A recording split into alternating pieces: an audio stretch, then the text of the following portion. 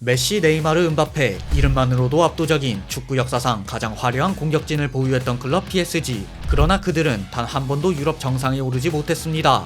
그리고 그 슈퍼스타들이 모두 팀을 떠나자 사람들은 PSG의 몰락을 예측했죠. 하지만 이번 시즌 PSG는 오히려 더 강해졌고 더 단단한 팀으로 완전히 다시 태어났습니다. 스타가 사라진 자리를 메운 건 전술과 조직력 그리고 한 감독의 철학이었습니다.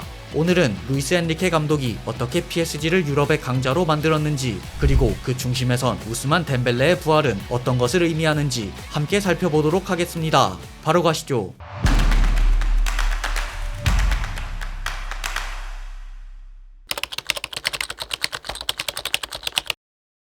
PSG는 지난 10여 년간 유럽 축구계에서 가장 공격적인 투자를 단행한 클럽 중 하나였습니다. 2011년 카타르 자본 QSI가 구단을 인수한 이후 PSG는 전 세계에서 가장 화려한 스타들을 불러 모으며 끊임없이 투자를 이어나갔습니다. 특히 네이마르와 음바페를 동시에 영입한 2017년 여름은 유럽 축구 역사상 가장 주목받은 이적 시장 중 하나였습니다. 이후 리오넬 메시까지 팀에 합류하며 PSG에는 드림팀이라는 수식어가 붙기 시작했죠. 하지만 현실은 이상과 달랐습니다. 리그에서는 압도적인 우승을 거듭했지만 궁극적인 목표였던 챔피언스리그 우승은 매번 실패로 돌아가고 말았습니다. 2020년 결승 진출이라는 성과는 있었지만 결승전에서 바이에른 뮌헨에게 0대1로 패했고 이후 시즌들에서도 반복적으로 16강, 8강에서 탈락하며 유럽 최정상으로 올라서는데 실패했습니다. 이러한 실패의 원인으로 지적된 것은 지나친 슈퍼스타 의존이었습니다. 메시, 네이마르, 음바페라는 세계 최고 공격수들을 보유한 PSG는 압도적인 화력을 자랑했지만 그만큼 전술적 균형은 무너졌습니다. 세 선수 모두 수비 기여도가 매우 낮았고 이로 인해 중원과 수비에서 과도한 부담을 떠안아야만 했습니다. 또한 감독이 이들의 기량과 입지를 조율하지 못하면서 팀 내 위계가 불분명해졌고 전술적 일관성도 크게 흔들렸습니다. 결국 지난 두 시즌 동안 이 세 명의 슈퍼스타가 모두 팀을 떠났고 축구계는 PSG의 몰락을 예상했습니다. 2023년 여름 PSG는 방향을 바꾸기 시작했습니다. 단순한 스타 마케팅에서 벗어나기 위해 그들이 선택한 인물은 루이스 엔리케 감독이었습니다. 그는 취임 초기부터 강한 어조로 PSG의 방향성을 명확히 했습니다. 그리고 엔리케 감독은 이 위기를 곧장 기회로 전환시켰죠. 그는 개개인의 능력에 의존하는 축구가 아닌 전체적인 시스템 안에서 모든 선수가 역할을 수행하고 서로를 보완하는 팀 축구를 지향했습니다. 엔리케 감독 체제에서는 더 이상 개인이 경기를 결정짓는 방식은 허용되지 않았습니다. 선수들은 팀을 위해 뛰어야 했고 포지션과 관계없이 공격과 수비에 모두 적극적으로 가담해야 했습니다. 또한 PSG 경영진 역시 엔리케의 철학에 전폭적인 지지를 보냈습니다. 과거처럼 화려한 이름들보다는 시스템에 적합하고 전술적 유연성을 가진 선수들, 주앙 네베스, 바르콜라, 크비차 등을 영입하며 스쿼드를 재구성했습니다. 이렇게 루이스 엔리케의 PSG는 화려한 스타들의 집합에서 하나의 조직된 팀으로 완전히 탈바꿈하게 되었습니다. 루이스 엔리케 감독이 팀에 가져온 가장 큰 변화는 단순한 선수 기용 변화가 아니라 전술 시스템의 근본적인 재설계였습니다. 그는 단순히 새로운 포메이션을 적용한 것이 아니라 전체 팀의 사고방식과 경기 접근법을 시스템 중심의 유기적 구조로 바꾸어 놓았습니다. 그리고 이 변화는 PSG의 경기 스타일을 완전히 새롭게 만들었죠. PSG의 전술 토대는 4-3-3 포메이션이지만 빌드업 상황에선 다르게 작동합니다. 하키미가 전진해 우측 윙 또는 공격형 미드필더의 역할을 수행하고 누누 멘데스 혹은 미드필더 중 한 명이 내려와 센터백과 함께 3백을 형성해 3-2-5 형태로 빌드업을 전개합니다. 이 백3 빌드업 구조는 후방에서 수적 우위를 만들어내고 중원에서부터 상대를 끌어내 하프 스페이스 혹은 측면으로 빠르게 전환하는 매우 효과적인 공격 전개를 가능하게 합니다. 이번 시즌 PSG의 공격에서 가장 인상적인 변화는 유기적인 스위칭과 공간 점유입니다.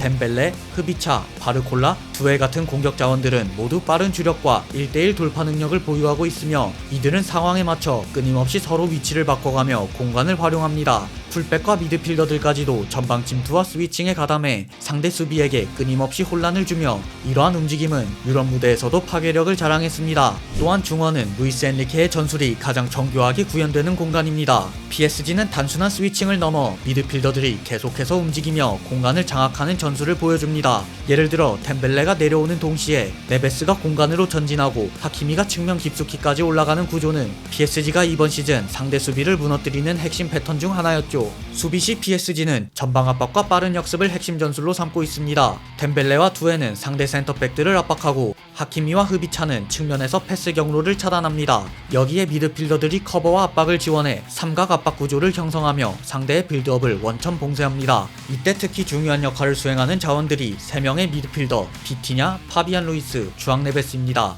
이 3명의 미드필더는 높은 에너지와 기동성으로 상대의 패스를 차단하고 볼을 탈취한 뒤 곧바로 빠른 전개로 공격에 연결합니다. 압박에 성공하면 PSG의 폭발력을 가진 공격진이 상대 수비 라인이 정비되기도 전에 재빠르게 골문 앞으로 돌진합니다. 이 모든 효율적인 움직임은 선수들의 높은 전술 이해도와 지속된 훈련의 결과물이었습니다.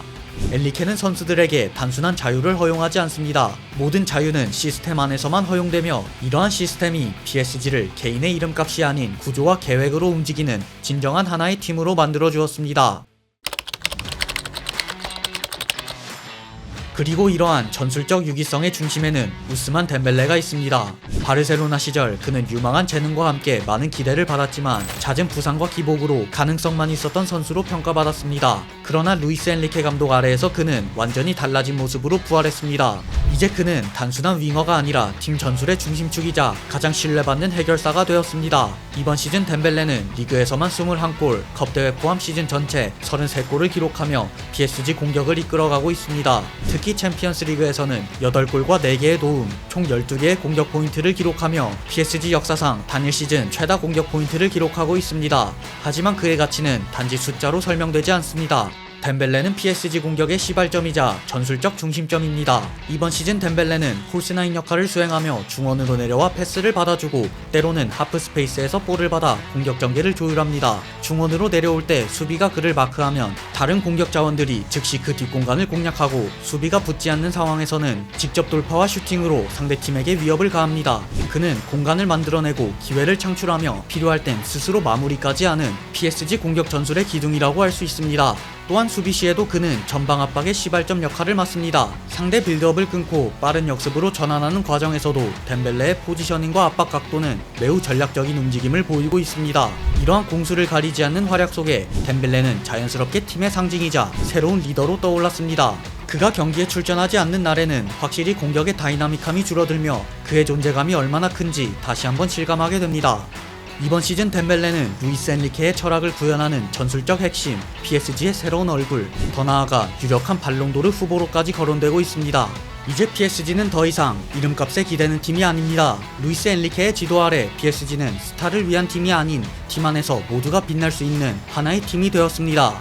그리고 그 중심에는 전술의 핵심으로 부활한 우스만 덴벨레가 있었죠. 이 변화가 PSG의 첫 빅이어를 위한 진정한 기반이 될 수 있을지 이제 전세계 축구 팬들의 시선은 챔피언스 리그 결승전 무대로 향하고 있습니다. 여러분은 이번 시즌 엔리케 감독이 가져온 PSG의 변화에 대해 어떻게 생각하시나요? 댓글로 여러분의 의견을 남겨주시고 영상이 유익하셨다면 구독과 좋아요까지 부탁드리겠습니다. 다음 영상에서 만나 뵙겠습니다. 감사합니다.